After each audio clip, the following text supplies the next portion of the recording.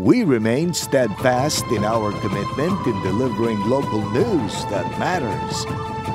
Stories that inspire. Enriching the lives of Filipinos in the Philippines and across the globe. This is your GMA Regional TV. Buong puso para sa Pilipino.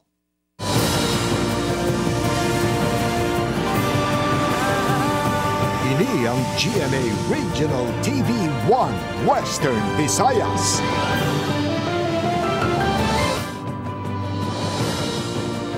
Mayong hapon ini ang One Western Visayas. Masaligan, sadsaran sang kamatuuran kagwala sang ginadampigan. Ako si Gertrude Charlatan. Magadulong sa inyo sang pinakadako kag komprehensibo nga mga balita sa Kabisayan nakatungdan. Caitlin Revilla, live sa GMA Iniila Station. Ako naman si Eden Prietos, live diri sa GMA Bacolod Station.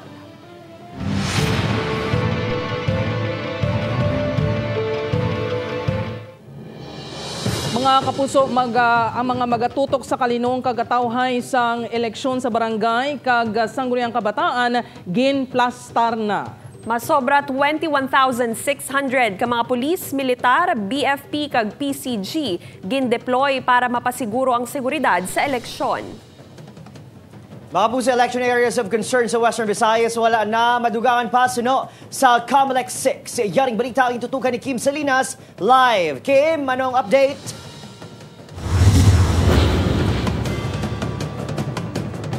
Jert, Kate, Adrian, isa na lang kasimana kag piniliay na para sa barangay kag SK elections. Gani agod masiguro nga mangin malinong ang eleksyon kinpatigayon kay inasang aga ang send-off ceremony sa masobra 21,000 kakatapo sang nagkalain-lain nga law enforcement agency nga magabantay sa piniliay. Hindi malikawan ang krimen kaganuman nga sa isang gamo ilabi na sa tion sang eleksyon. Agod mapaiway ang sining nga mga hitabo, masobra 21,600 kakatapos ang kapulisan, militar, Bureau of Fire Protection kag Coast Guard nang gin-deploy subong adlaw sa ginihiwat nga send-off ceremony sa Camp Teofilo Delgado sa Iloilo City. Masobra 12,000 ang gin-deploy sa bahin sang kapulisan, malapit 7,000 naman sa bahin sang Armed Forces of the Philippines. Kapin 2,500 ang ipadala sang BFP kag 30 naman sa Philippine Coast Guard. Tinutuyo sini nga mangin matawhay kag malinong ang barangay and sangguniang kabataan elections. The votes of our people will be heard. Hindi dapat sila natakot, wala dapat nanakot, at wala dapat nagbayad. Our job is to ensure their safety and of course, the fairness of this election. Your presence and commitment to these principles will help create an environment where the people can exercise their right to vote without fear or intimidation. Nagtambong man ang commander sang Area Police Command Visayas nga si Lieutenant General Patrick Villacorte kag nagpakita sang suporta sa pagpasiguro sang seguridad sa rehiyon. Nagpabutsag man sang pag-ugyon diri ang Department of Education Region 6. We recognize that your service plays a crucial role in shaping the future of our learners. We entrust you with a vital responsibility. Ginpakita man ang mga bagong nga gamit pareho sang tactical vest, combat helmet, basic assault rifle kag madamo pa. Sunod sa Comelec 6, wala sang may nagtugang sa lugar sa idalom sang election areas of concern sa rehiyon. We have already approved our security plans, no, and all the deployment will all be in accordance with the approved security plans approved by the Regional Joint Security and Control Center. Lahat ng areas tinututukan natin ngayon kasi so far we find no necessity to particularly focus on a particular place. Dugang pa ni Director Ausan, wala man sa may record nga election-related incident, isa ka semana antes ang eleksyon. Padayon nga ginamonitor sang Comelec kag kapulisan ang election areas of concern sa rehiyon kag may posibilidad pa nga madugangan ini kung may magtuhaw nga election-related incidents. Jert? Madamo gid nga salamat, Kim Salinas.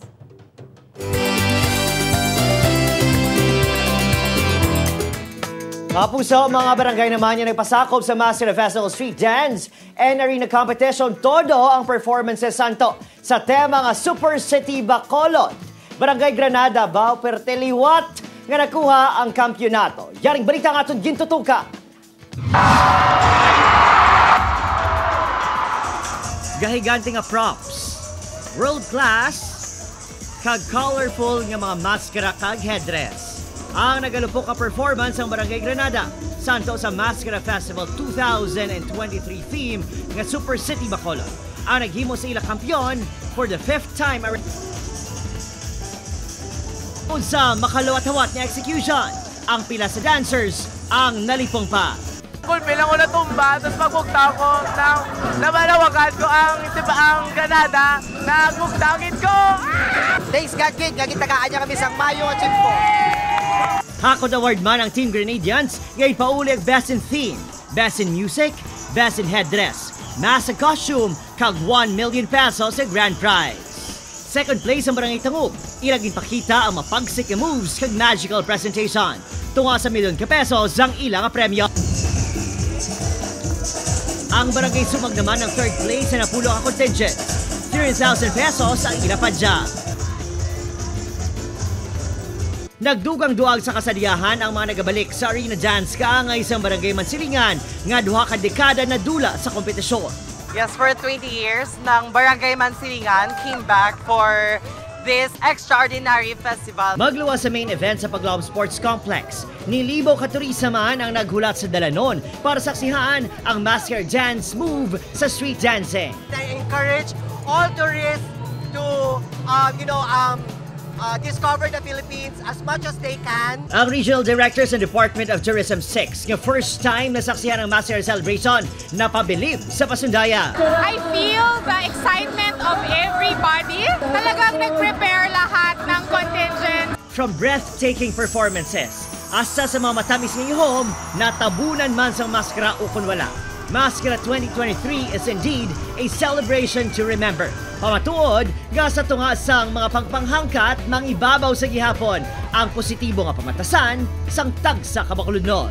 Mga puso, back-to-back victory ang ginpauni sang Barangay Granada. Apisar ko no nga masobra 1 million pesos ang ilagasto o galing masobra man sa 1 milyon ka peso ang dungog kag syempre pagpamalakpak kay Lanabaton gikan sa City of Smiles. Kaupod kay Rinal Castilla ko sa Inad Prietos. Happy Masker Festival mga kapuso! 1 Western Visayas.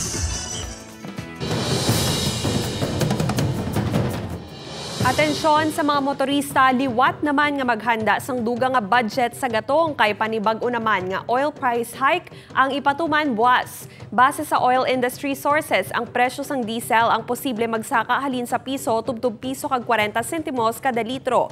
Ang gasolina naman magasaka sang 70 sentimos tubtub piso kag 10 sentimos kada litro. Samtang ang kada litro naman sang kerosene ginalantaw nga magasaka sang piso kag 20 sentimos tubtub piso kag 40 sentimos. Ang pagsaka sang presyo ang igapatuman buwas sa aga, October 24.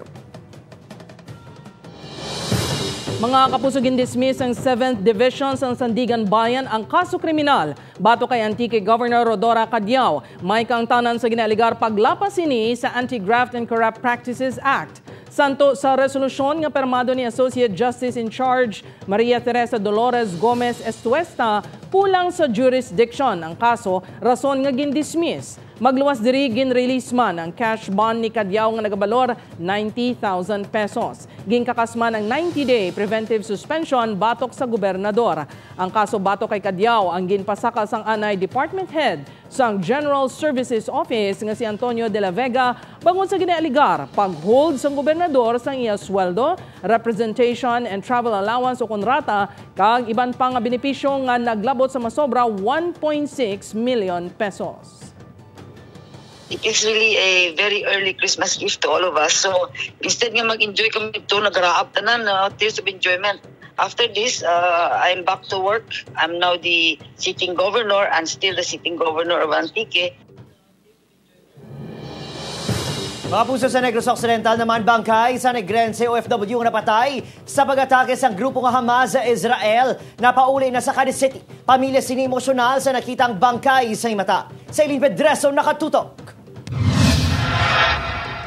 Napuno sang kasubo ang pagsugata sang pamilya sa bangkay sang OFW nga si Loretta Alacre. Ang bangkay sini nakasulod sa crate pag-abot sa Bacolod Silay Airport Sabado sang aga. Isa si Loretta sa 4 ka mga OFW nga napatay sa pag-atake sang grupo nga Hamas sa Israel. Emosyonal ang pamilya sini sang nakita na ang bangkay.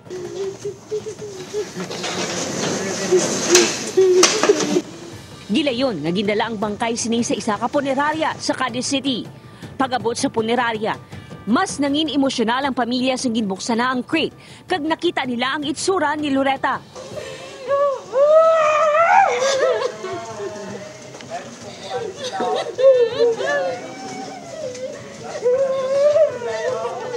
Kalo agad ma'am sa iya itsura kay do hindi na gid ma klaruan katama kay do naghabok na gid lang itsura.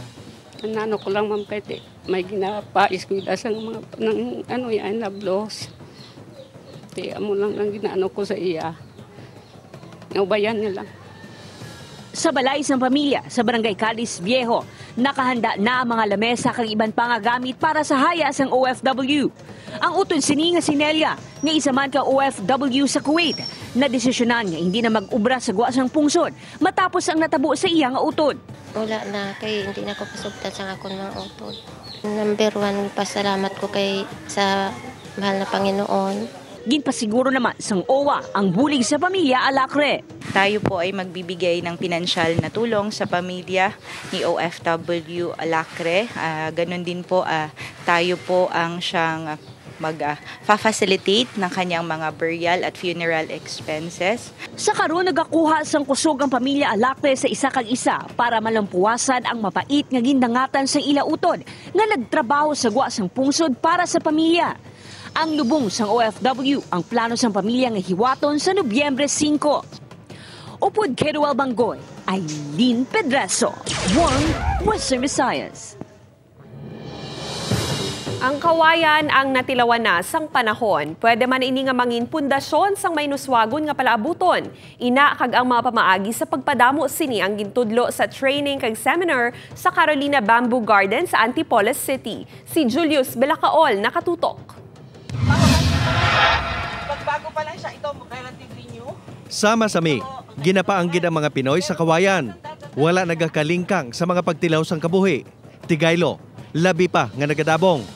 Ang importansya sang kawayan, gintudlo sa 23rd Learn and Learn from Bamboo Experts sa Carolina Bamboo Garden sa Antipolo City sa pagpanguna sa founder sang garden nga si Carolina G. Jimenez. Ang ituturo naman, paano kaya itong mga bamboos na ito mapapatagal natin ng 30 to 40 years.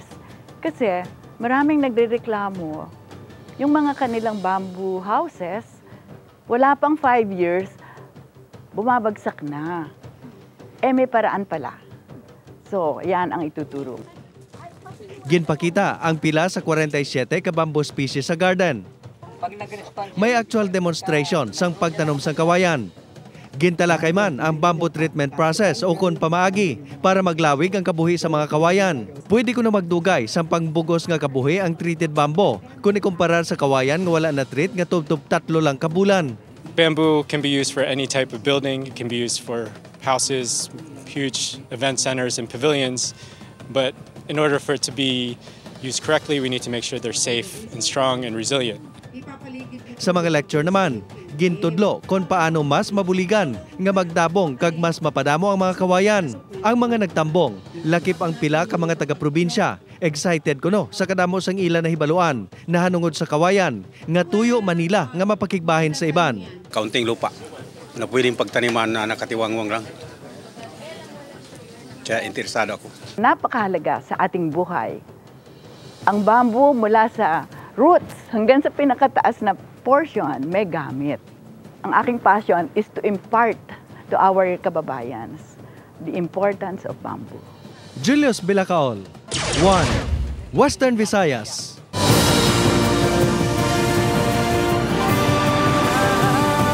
Kini ang GMA Regional TV 1 Western Visayas. Halaor River Multi-Purpose Project ginalantaw nga mangin operational sa tuig 2025. Konstruksyon sang proyekto yara na sa 69%. Ini ang gintutukan ni Zen Kilantang. Ginalauman nga mangin operational kag mangin mapinuslano na sa mga residente sa probinsya sang Iloilo ang Halaor River Multipurpose Project Stage 2 sa Kalinog, Iloilo sa tuig 2025. Base sa overall physical accomplishment, ang proyekto ang yara na sa masobra 69% as of September 2023. Duha sa 3 sini ka mga dam ang halos nahuman na. Nagapadayon naman ang konstruksyon sang 80-kilometer Highline Canal nga sakop sang Kalinog, Lambunaw, Haniway kag Kabatuan. Kabahin ini sang irrigation components sang proyekto. Ang proyekto ang ginalantaw dako nga bulig sa sektor sang agrikultura. Ang ginakabig pinakaunang nga large-scale water reservoir sa Visayas kag Mindanao ang makabulig sa pagpataas sang produksyon sang bugas sa rehiyon nga sabat naman sa issue sang food security. Food security is essential, is so critical these days. And there is no doubt that we will benefit from this. And if you look at the data, we are basically an agricultural economy. Ang high dam ang magasiguro sa year-round irrigation water supply sa 31,840 ka ektarya nga talamnan sa probinsya sang Iloilo. Prioridad man sang proyekto ang pagtapna sa pagbaha sa probinsya. Creation of this project way back 1960, ang purpose sang inangalayi sa 1960, kung tanawon nyo is flood mitigation, hindi siya irrigation, which is nakita natin pinakauna nga benepisyo ng mahatag diya sa Ilonggo. Ginalantaw nga dako nga impact sa ekonomiya kag agrikultura ang Halaor Megadam apang kamusta naman ayhan ang sentimiento sang pila ka mga residente nga apektado ilabi na ang mga indigenous people. Subong yara na sa 95% nga kumpleto ang IP housing nga ginpromisa sang gobyerno sa mga tumandok nga apektado sa konstruksyon sang proyekto. Ginhatagan man sila sang palangabuhian. Kaangay kay Raylan sang Barangay Kahigon, apisar sang kasablagan sa lawas siya karon ang ginhimo bilang toolkeeper agud makabulig sa iya pamilya. Nabuligan maya mga nag-aobra di. Pag mayad man niya pag wani. Lumara na. Sunod sa mga residente, madamo sila sang nabenepisyo sa proyekto. Pagsulod na duro man na tawa na kaobra sang mga affected area bla ka ka project tapos gimpasulod mo nanda ya mga tao pa maagi man sa obra. Sa karon naga-double time ang kontraktor agud matapos ang konstruksyon sa Disyembre. Upod kay Cirilo Randuque, Zen Kilantang, One Western Visayas. 30 pesos nga saka sa sweldo sa mga mamumugon sa Western Visayas. Ipatuman umpisa sa November 16. Ini ang gitutukan ni Kim Salinas. Sigurado naman ang yuhom sa mga mamumugon bangod sa natala na ang pagpatuman sa daily wage increase sa Nobyembre 16. Pagi sa wage order number RB6-27, dugang nga 30 pesos sa kada adlaw nga sweldo ang mabatyagan sa mga minimum wage earners. Halin sa 450 pesos nga daily wage, mangin 480 pesos ang sweldo sa mga mamumugon nga nag-oobra sa non-agriculture sector nga may masobra pulo ka mga trabahador. Magasaka naman sa 450 pesos halin sa 420 pesos ang sweldo sa mga mamumugon nga may pulo o kon marubo nga trabahador. Samtang mangin 440 pesos na ang sweldo sa sektor sang agrikultura. Sa mabatian ini sa mga mamumugon, daw nagtumbo man sila sa kalipay bangod sa bulig nga mahatag sa ila. Para sa isa ka delivery rider kag tatay nga si Jay, ibakal niya ang saka sa sweldo sang kinahanglanon sa iya 3 ka kabataan sa pag-eskwela. Dako naman na sir kay di nalapit mi sa kalibo sa isa ka bulan kon matuman mga sapin-sapin naman na sa bakal mo ka mga notebook nila. Dako man niya bulig ang 30 pesos para sa isa ka security guard. Dako naman sa isa na mo gisinal medyo dako naman. Tuig-tuig nga gina-review sang RTWPP ang sweldo sa mga minimum wage earners. Sang nagligad niya tuig, 55 pesos nga saka sa sweldo ang ginpatuman sa rehiyon. Upod kay Romel Porquilla, Kim Salinas, One Western Visayas.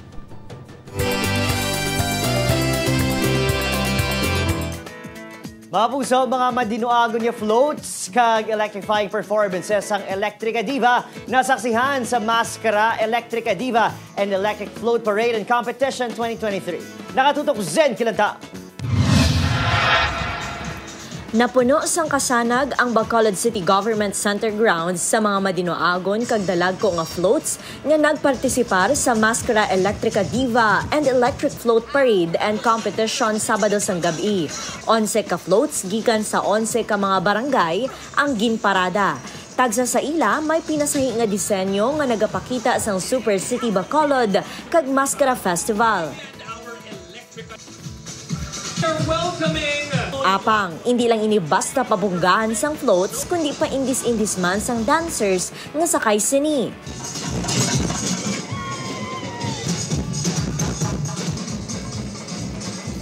Nga naghataw man sa dance floor. Sa ulihi, ginkilala bilang pinakaunang Electrica Diva, si Noreen Palermo sang Barangay 19.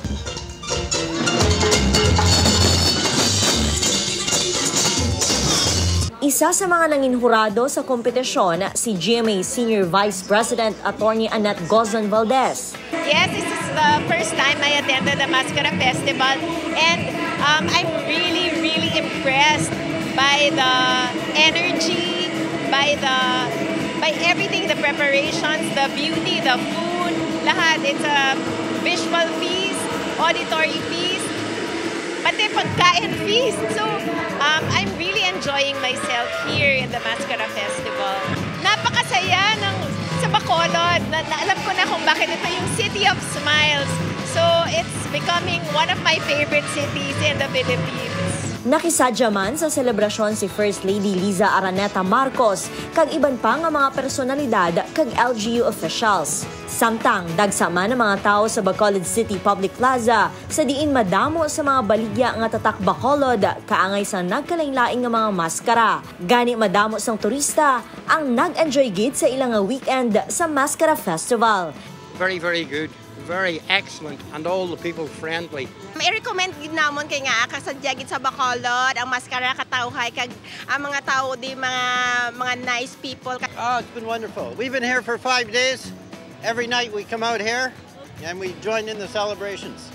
Okay naman, masaya. First time din namin dito dalawa, kaya galing din kami Iloilo. Sinubaybayan talaga namin itong Maskara Festival. Upod kay Cirilo Randuque, Zen Kilantang, One Western Visayas. 100 days countdown para sa Dinagyang Festival 2024 nag-umpisa na. Apang aktibidad na puno sang madamong nga reaksyon halin sa mga Ilonggo bangod sa akto sang isa sa mga guest. Ini ang gintutukan ni John Sala. 2024 officially open. Dinagyang Fever is back. Liwat naman mabatian ang ginagumba sang drums kag masaksihan ang matahom nga performances ang nagkalain-lain ng mga tribo.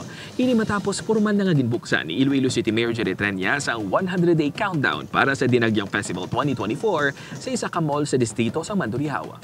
The grandest, the most exciting, and the most creative Dinagyang ever.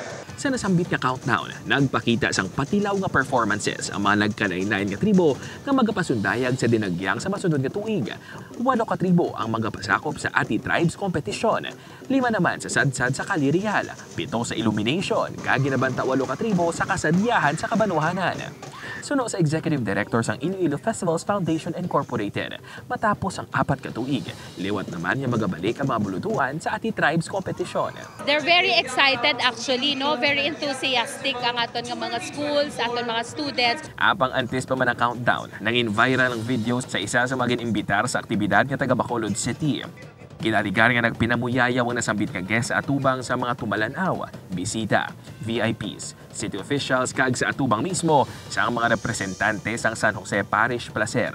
Madamong nagpabutsyag sang pagdisgusto sa akto sini, ilabi na nga isa ka religious activity ang Dinagyang Festival. Kadamo man may mga bata man nagatanaw, kalaway man na yung mamuyayaw kita sa tubangan sang mga katauhan dayang siguro pwede man hindi na lang para i-separate na lang natin sa kasadyahan natin niya diri sa Iloilo.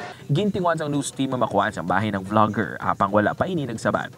Nagpangayo naman sang pasaylong Iloilo City Government paagi sa post ni Iloilo City Mayor Jerry Treñas. Subong man ang tagpamuno sang nasambit nga aktibidad. I'm sorry if we have offended someone, if we have offended their opinions. But again, no, in all honesty, it was not our intention. It was not our intention to hurt anybody. But our main intention was really just to cascade in our media our presence for the Dinagyang. Sunod naman sa Iloilo Festivals Foundation Incorporated, ginakabig nila nga isa ka learning process ang natabo. Actually, we have, kumbaga duly noted gid namon, no, tanan nga mga inputs and insights. Kumbaga wala naman gina-disregard, no, kung ano man ang mga ginpalabo sa amon nga mensahe. So again, we will take note of this and we will be more mindful na, no, sa amon sa foundation. Upuan kay Hans Desierto, John Sala. 1 Western Visayas. De La Salle University Choral daog sa 2023 Busan Choral Festival and Competition. Ini ang gitutukan ni John Sala.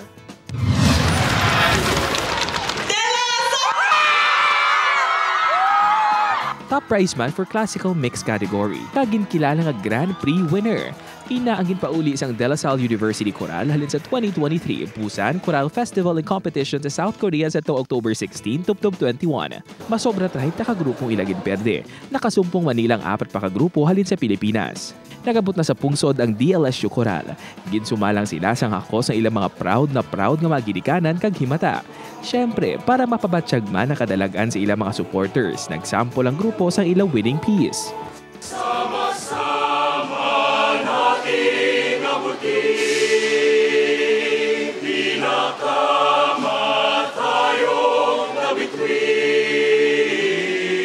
Hindi lang naman sila basta regular groups na nag-apply, pero they were screened internationally from different countries. So the fact na nire-represent namin ang country to win over all those selected entries, napakalaking saya for us. Sunod sa conductor sa grupo nga si Joel Aquino nga nagdaog man nga best conductor. Hindi nangin mahapos ang kompetisyon bangod sa maayo man ang ilang mga nakasumbong. It was kind of surreal actually kasi the announcement came right after we performed. It was really thrilling considering na our competitor sa Grand Prix was also from the Philippines. Tubtub subong, hindi sa gihapon sila makapati nga sila ang gindeklara nga Grand Prix winner. Lauman suno sa ila nga mas maayo pa ang performances nga ila ihatag sa masunod nga mga kompetisyon. John Sala. 1 Western Visayas.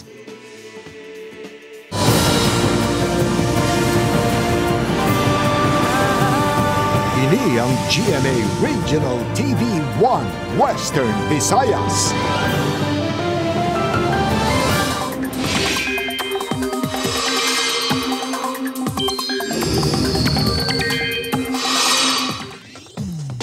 Mga kapuso, mabugnaw nga tiyempo kag mga pag-ulan ang posible nga maeksperiensyahan sa pila ka bahin sang pungsod bangod sa duwa ka weather systems. Apektado sang amihan ang Northern Luzon, samtang shear line naman ang nagaluntad sa eastern section sang Central kag Southern Luzon. May chance naman sang localized thunderstorm sa iban pang lugar sa pungsod. Base sa datos sang Metro Weather, bisan wala pa nalabot sang amihan kag shear line, may chance sa gihapon sang ulan sa pila ka bahin sang Capiz, Antique, Iloilo kag Negros provinces. Magahina ang ulan pag-abot sa gabi. Ang iban pang bahin sang pungsod, subong man sang Luzon kag Mindanao, dapat man maghanda sa posible nga pag-ulan. May mabaskog nga ulan sa pila ka lugar gani manginhanda sa baha o kun pag-usmod sang duta.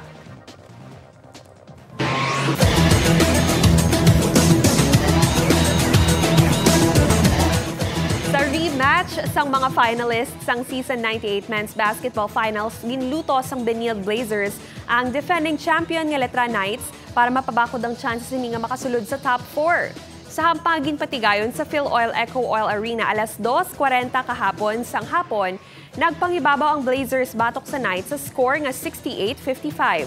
Ang kadalagan sang Blazers ang ginpangunahan sang Negrense nga si Miguel Cortesa nga nakatigayon sang 12 points kag 9 rebounds. Sa first game nga ginhampang naman alas 12:20, nagdaog man ang San Beda Red Lions batok sa EAC General sa score nga 86-72. Mga kapuso, bantayan alas 2 buwas sa hapon ng Sambua sa tunga sang JRU Heavy Bombers kag LPU Pirates. Ini ang pagasundan sang enkwentro hanay sang EAC Generals kag San Sebastian Golden Stags. Ang kinampang sa NCAA Men's Basketball ang malantaw kada Martes, Miyerkules, Biyernes, Sabado kag Domingo sa GTV kag sa live streaming sang NCAA Philippines Facebook page.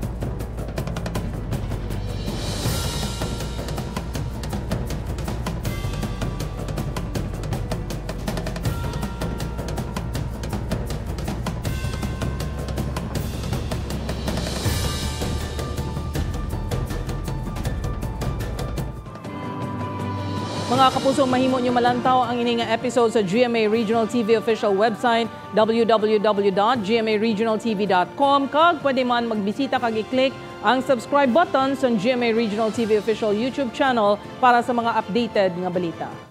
Mga kapuso, 63 days na lang, Pasko na. Sa aton mga kapuso diri sa Western Visayas, kasubok man sa aton mga kapuso abroad, madamo nga salamat sa pagtutok. Ako si Adrian Prietos. Kapuso, mag-isa kita kagibaluon ng mga balita tungod local news matters. Ako si Caitlin Revilla. Kang ako si Jethro Charlatan, ini ang One Western Visayas, bugos nga puwersa para sa mas dako nga misyon kag mas masangkad nga pagserbisyo sa pungsod.